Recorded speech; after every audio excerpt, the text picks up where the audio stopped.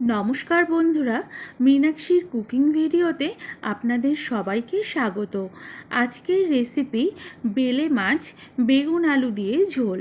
তাহলে চলুন শুরু করা যাক। সঙ্গে থাকুন, দেখতে থাকুন আমার ভিডিওটি।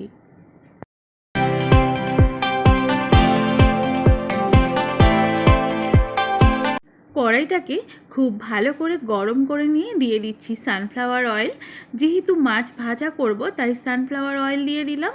আর এদিকে নিয়েছি বেশ কিছু বেলে মাছ, আর নিয়েছি কয়েকটা তপসে মাছ, আর পার্শ্বে আছে একটা ট্যাংরা। মোট কথায় 5 মিশালি মাছ আজ রান্না হবে। মাছগুলো কিন্তু যথারীতি আমি লবণ আর হলুদ দিয়ে খুব সুন্দর করে ম্যারিনেট করে নিয়েছি। এদিকে তেলটাও বেশ ধোঁয়া ওড়া গরম হয়ে গেছে, তাই এক এক করে আমি মাছগুলো দিতে থাকবো এই গরম তেলের ভিতরে।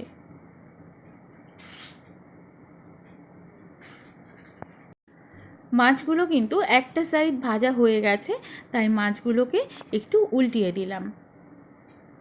মাছগুলো তো ভাজা হয়ে গেল। এবার তাহলে তেল ছড়িয়ে সমস্ত মাছগুলোকে কিন্তু তুলে নিতে হবে। তাহলে দেখতেই পাচ্ছেন সমস্ত মাছগুলো কিন্তু এইভাবেই আমি ভেজে নিয়েছি। এবার কড়াইতে যতটুকু তেল আছে মাছ ভাজার পরে, সেই তেলের ভিতরেই আমি কিন্তু এই মাছের ঝোলের আলুগুলোকে ভেজে নেব। আর আলুগুলো দেখতেই পাচ্ছেন বেশ সরু সরু করেই কিন্তু আমি কেটেছি। এবার আলুর ভিতরে সবার প্রথমে দিয়ে দিলাম একটু লবণ, আর দিয়ে দিচ্ছি সামান্য একটু হলুদ। এই লবণ আর হলুদ সহযোগে আমি কিন্তু আলুটাকে খুব সুন্দর করে লাল লাল করে ভেজে নেব। এতে করে পরে রান্নাতে জলের পরিমাণটা কম দিলেও কিন্তু হয়ে যাবে। দেখতেই পাচ্ছেন বেশ লাল লাল করে ভাজা হয়েও গেছে। এবার তাহলে আলুগুলোও কিন্তু তেল ঝরিয়ে আমাদেরকে তুলে নিতে হবে।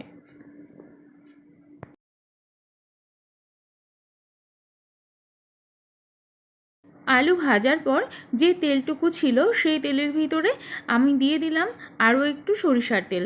এবার চলে যাচ্ছি মূল রান্নাতে। সবার প্রথমে তেলটা গরম করে তেলের ভিতরে দিয়ে দিলাম 5 ফোড়ন, আর তারপরেই দিয়ে দিচ্ছি একটু রাঁধুনি ফোড়ন। যখনই ফোড়ন থেকে সুন্দর একটা গন্ধ বার হবে সেই সময় কিন্তু দিয়ে দেবো এই গ্রেট করে রাখা আদা, কাঁচা লঙ্কা আর টমেটো। তাহলে সব কিছু তেলের ভিতরে দিয়ে দিলাম। এবার কিন্তু টমেটো, কাঁচা লঙ্কা আর আদাটাকে খুব ভালো করে তেলে কষিয়ে নেব। কষাতে কষাতে একটা কথা আপনাদের বলবো, এই সময় তো বাজারে প্রচুর পরিমাণে বেলে মাছ পাওয়া যায় বা এই রকম 5 মিশালি মাছ পাওয়া যায়। আপনারাও কিন্তু একবার এই পদ্ধতিতে বানিয়ে দেখবেন, রান্নাটা খেতে অত্যন্ত সুস্বাদু হয়।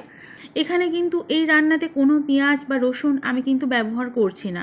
তারপরেও রান্নাটা যে স্বাদে গন্ধে এত অতুলনীয়, সেটা না রান্না করলে, না খেলে বুঝতে পারবেন না।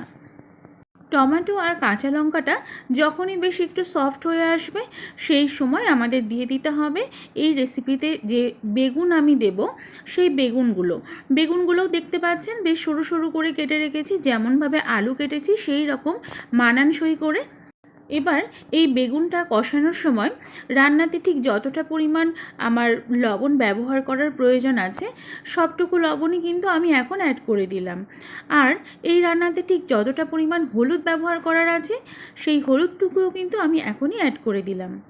বেগুনটাকে কিন্তু এই লবণ আর হলুদের সাথে একটু ভালো করে আমাদের ভেজে নিতে হবে।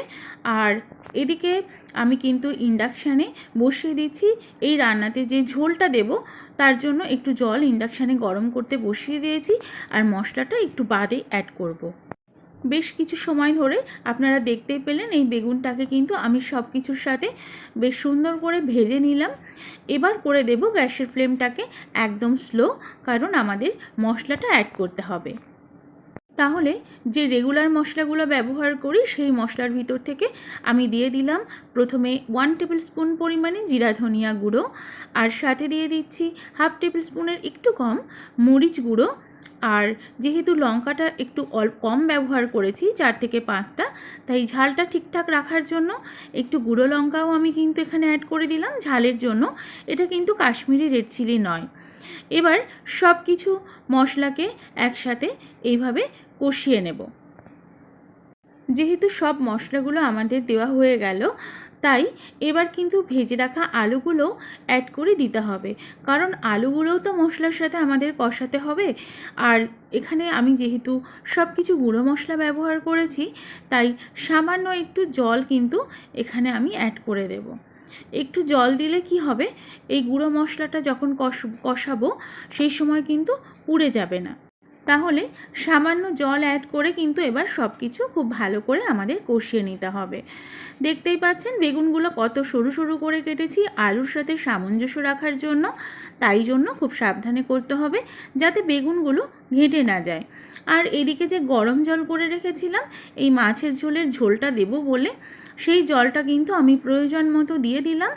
আর তারপরে খুন্তি দিয়ে খুব ভালো করে এই জলের সাথে সমস্ত মশলাটা যাতে মিশে যায় তাই একটু নাড়িয়ে চাড়িয়েও দিলাম। পর্যাপ্ত পরিমাণে জলটা তো আমার দেওয়া হয়ে গেছে। এবার কিন্তু আমি মাছটাও দিয়ে দিলাম, কারণ যেহেতু আমি গরম জল ব্যবহার করেছি তাই জলটা গরম হওয়ার জন্য বা জলটা ফুটে ওঠার জন্য আমাকে কিন্তু কোনো ওয়েট করার প্রয়োজন নেই। এবার খুন্তির সাহায্যে মাছগুলোকে একটু ডুবিয়েও দিলাম আর একটু ঢাকা চাপা দিয়ে দেব যত সময় না ভালো করে টকবক করে ফুটছে। তারপর ঢাকনাটা খুলে যখনই দেখব যে হ্যাঁ ফুটে গেছে, সেই সময় কিন্তু আমাদের আবারও ঢাকা চাপা দিয়ে দিতে হবে আর গ্যাসের ফ্লেমটাকে করে দিতে হবে একদম লো টু মিডিয়াম। ধিমে আঁচে কিন্তু রান্নাটা হলে রান্নাটা খুব সুন্দর খেতে লাগবে। বেশ কিছু সময় ফুটিয়ে নেওয়ার পর আবারও আমি ঢাকনাটা খুললাম আপনাদের দেখিয়ে দেওয়ার জন্য আমাদের এই রান্নাতে গ্রেভিটা ঠিক কতটা পরিমাণে আছে দেখতেই পাচ্ছেন। ঝোল কিন্তু বেশ অনেকটাই কমে এসেছে। এই সময় কিন্তু আমাদের লবণ আর ঝালের ব্যালেন্সটা ঠিকঠাক আছে কিনা দেখে নিতে হবে।